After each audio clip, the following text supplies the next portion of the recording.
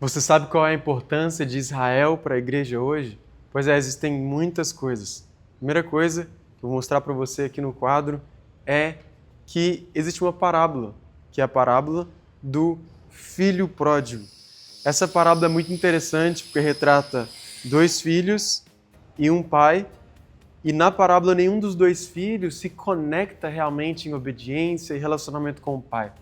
Quando a gente olha para a nação de Israel, a nação de Israel muitas das vezes pode ser retratada como o filho mais velho, o filho que ficou em casa, o filho que tinha o evangelho, só que não aceitou esse pai, não serviu esse pai, ou quando serviu, serviu de forma religiosa.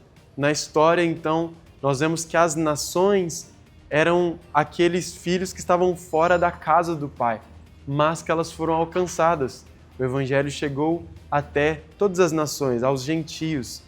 Mas Israel é esse que Deus, ele também, mesmo ele estando em casa, quando a gente olha para a história hoje em dia, eles também podem representar o filho mais novo. E Deus deu um pacto para eles. E a gente vê na história do filho pródigo que o pai, ele dá um anel, ele dá sandálias, ele dá sapato, e ele dá também uma capa. E isso aqui representa realeza, isso aqui representa um pacto, né? Esse anel que o pai coloca na mão do filho e fala para calçarem ele, porque ele estava provavelmente pobre, descalço, estava necessitado. Quando a gente olha para Israel hoje, eles estão longe do Messias, eles não têm a Jesus Cristo.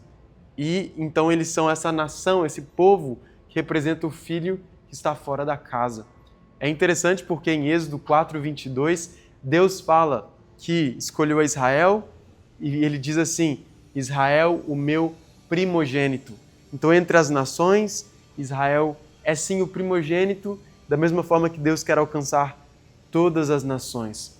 A promessa de Deus para Abraão e a sua descendência física era uma terra, é um povo, né, que é o povo de Israel, e é também uma bênção para todas as nações. As nações estão sendo abençoadas através da semente, o descendente de Abraão, que é o Messias. Mas também nós não devemos nos esquecer que existem coisas que são físicas. Então, muitas das vezes a pergunta é: será que o cristão ele deve apoiar Israel, já que nós somos a Israel de Deus, já que nós fomos enxertados na oliveira? Então nós devemos entender que Israel é parte deste corpo, aqueles que não rejeitaram o Messias, porque a palavra é clara em dizer que eles foram cortados dessa oliveira, lá em Romanos capítulo 9-11. Só que nós devemos entender também que Israel como povo tem promessas, e é por isso que eles continuam mantendo a circuncisão, que é algo físico, ou seja, o Israel físico, que é um povo, e que Paulo diz em Romanos capítulo 9, que Deus não os rejeitou. Lá em Efésios capítulo 2 também, diz que deles são as promessas, são os pais, é a lei, são os pactos, né, como a nova aliança, um pacto. Então, primeiro foi deles, eles estavam dentro e muitos deles foram cortados disso que a gente chama de família de Deus, da fé, mas ainda por Israel físico, Deus os manteve. Nós vemos de geração após geração, eles sendo perseguidos como povo e agora como nação, como Estado, eles estão ali com o Estado de Israel. Eu tenho descendência judaica, eu cresci numa congregação messiânica, já morei em Israel há alguns anos, e esse é o tópico que eu mais preguei em outros lugares que eu passei. As pessoas se interessavam e eu falo sobre a importância de Israel para a igreja hoje. E não é porque eu tenho essa descendência, porque eu sou judeu, que eu estou falando sobre isso para vocês. Eu acredito que é uma chave para a igreja hoje.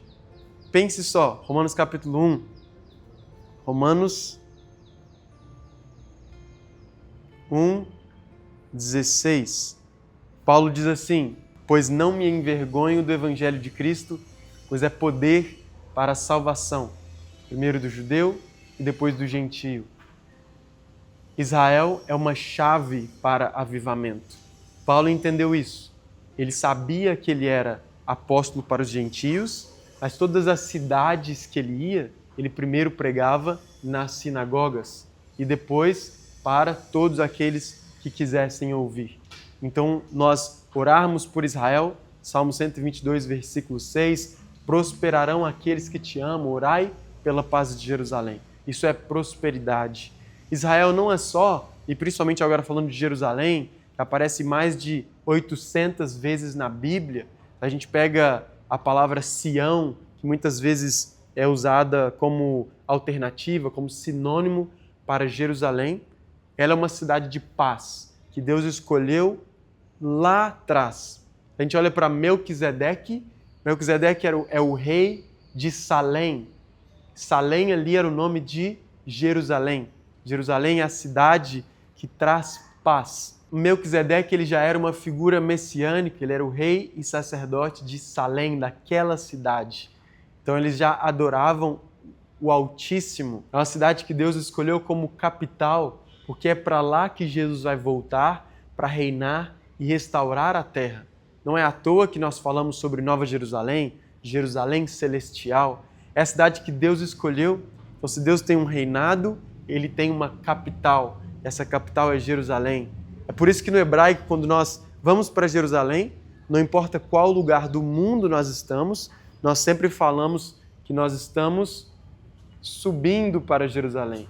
É como se espiritualmente ou naquele lugar estivesse mais alto. Em hebraico é aliá. Fazer aliá é subir. Os salmos cantam Naale. Naale é subamos à casa do Senhor. Então Jerusalém é uma cidade escolhida por Deus. Sião, em hebraico, é Tzion. Significa, do verbo letzayen, escolher, apontar, marcar. É um lugar apontado por Deus. Quando nós olhamos para a história no passado, tudo o que aconteceu ali, Jerusalém foi a cidade talvez mais conquistada no mundo. Foi conquistada pelos babilônicos, assírios, pelos medo-persas, foi conquistada depois pelos árabes, pelos bizantinos, recentemente pelos britânicos, pelos jordânios e outros. Uma cidade disputada. E essa disputa, ela é espiritual. Jerusalém, então, é um centro e um relógio, porque se Jerusalém é um relógio no plano de Deus, por que é que eu e você não consideraríamos Jerusalém também como um relógio, como um centro que nós temos que estar olhando para entender o plano de Deus e o que está acontecendo nesses tempos do fim? Em 1 Reis capítulo 11, nós vemos que Jerusalém é um lugar onde Deus escolheu para colocar o seu nome. Zacarias capítulo 1, versículo 14, ali está escrito que Deus, ele é extremamente zeloso, ele tem ciúmes por Jerusalém. E não só isso, mais para frente, o Senhor ele diz que ele vai voltar a escolher Jerusalém. Eu voltarei a escolhê-la. Ele não se esqueceu dela. Jesus, ele voltará para reinar de Jerusalém. Quando nós olhamos para Abraão, Deus fala para ele assim: vai, que você vai sacrificar o seu filho num lugar que eu te mostrarei. Esse lugar, ele era uma montanha chamada Moriá. Ele foi para o Monte Moriá para sacrificar o seu filho. A montanha que Deus mostraria para ele. Deus não escolheria um lugar aleatório. Monte Moriá é onde mais tarde foi construído o Templo de Salomão. Primeiro, foi o lugar onde Davi ofereceu sacrifícios, a praga que estava vindo sobre Jerusalém foi parada por causa dos sacrifícios feitos ali. E depois Salomão constrói o templo.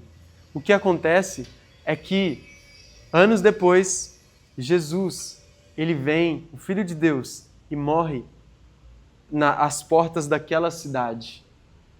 Naquela cidade é onde o Messias entregou a vida dele. Foi o lugar onde Deus, então, implementou, executou o plano de salvação. E é onde ele vai voltar para ter o seu trono. Ela vai ser conhecida como a cidade de Adonai Shama. O Senhor está ali. Lá em Apocalipse é conhecida como a cidade do trono do Senhor. É de lá que ele vai reinar. Se é capital, é de lá que vêm as leis, vêm as instruções. E é claro, Israel precisa muito das nossas orações para que, de acordo com Romanos capítulo 11, 26, todo Israel seja salvo. Da mesma forma que nós oramos para o Evangelho alcançar todos os lugares do mundo, os confins da terra, nós também oramos e não nos esquecemos que Israel é um testemunho vivo da fidelidade de Deus. Ele é fiel para nós, ele é fiel para o povo da promessa que vai permanecer até o fim para ser testemunho. E aqui nós estamos aprendendo sobre um Deus que chama de volta esse povo que ele escolheu lá no início. Espero que isso tenha falado com você, talvez te trouxe algo novo. Compartilhe esse vídeo com alguém que não sabe da importância de Israel, ou às vezes uma pessoa que ela pensa que os cristãos não devem nada para o povo de Israel hoje. Mas nós sabemos que se Deus tem um plano, nós vamos participar desse plano. Nós vamos ter o mandato de interceder pela salvação de Israel no seu tempo de angústia, o tempo de angústia de Jacó que vai chegar. Deus abençoe, que nós possamos obedecer ao Senhor e buscar mais conhecimento da Tua Palavra. Acompanhe esse canal aqui, deixe seu like nesse vídeo, para que você possa estar aprendendo mais, porque nós vamos estar postando mais vídeos explicando coisas diversas na Bíblia, que são fundamento e que são profundos.